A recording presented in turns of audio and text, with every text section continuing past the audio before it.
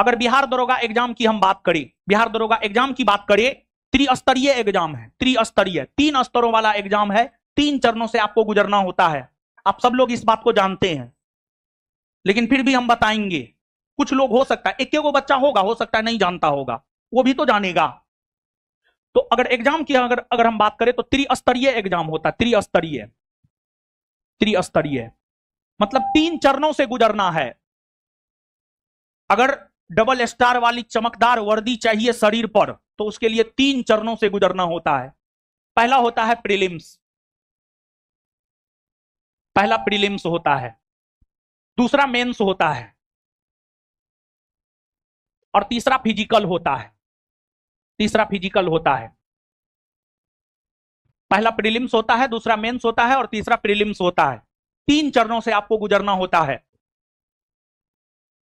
Prelims की अगर हम बात करें तो इसमें 100 क्वेश्चन होता है, 100 क्वेश्चन आपसे पूछा जाता है, और जो 100 क्वेश्चन पूछा जाता है उसका अगर हम सिलेबस देखें, बोर्ड जो अपना नोटिफिकेशन देता है, बोर्ड जब नोटिफिकेशन निकालता है तो उसमें जो अपना सिलेबस देता है, प्रीलिम्स में सिलेबस में मात्र 2 लाइन लिखा हुआ है, 2 बात लिखा हुआ है। प्रीलिम्स में सिलेबस में मात्र 2 बात लिखा हुआ है, और जो 2 बात लिखा हुआ है वो 2 बात यहां पर हम आपको दिखाना चाहते हैं।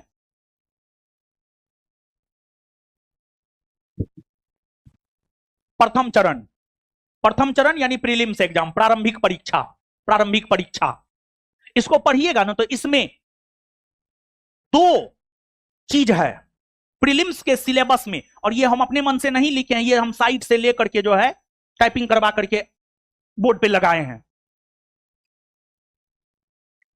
उक्त पत्र में मतलब प्रीलिम्स में सामान्य ज्ञान, सामान्य ज्ञान एवं समसामयिक मुद्दों से संबंधित प्रश्न पूछे जाएंगे। प्रथम चरण यानी प्रारंभिक परीक्षा प्रीलिम्स एग्जाम में जो है 100 प्रश्न होगा और 200 मार्क का होगा, यानी एक प्रश्न 2 मार्क का होगा, और 2 घंटा आपको समय दिया जाता है, और इसमें सामान्य ज्ञान एवं समसामयिक मुद्दा, प्रीलिम्स का यह सिलेबस है। बोर्ड के अकॉर्डिंग अगर हम देखें तो प्रीलिम्स का यह सिलेबस है।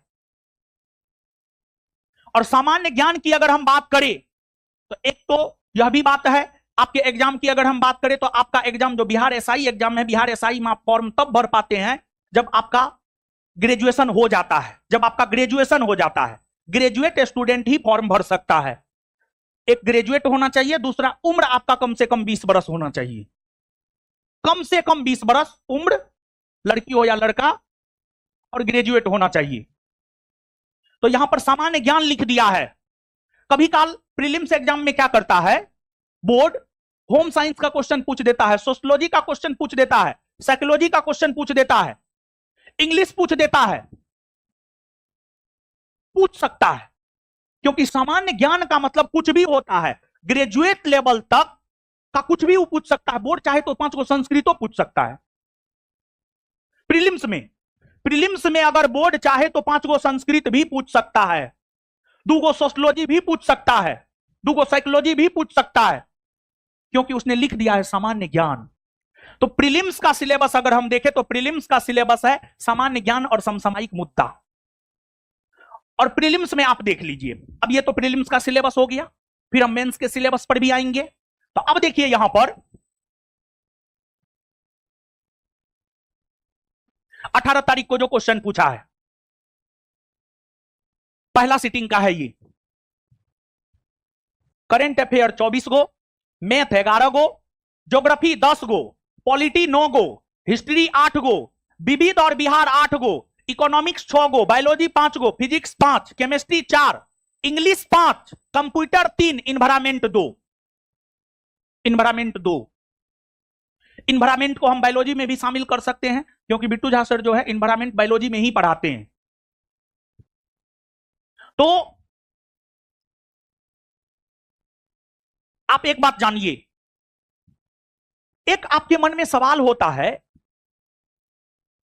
और बहुत टीचर भी, देखिए क्वेश्चन को सही से एनालिसिस करना होता है।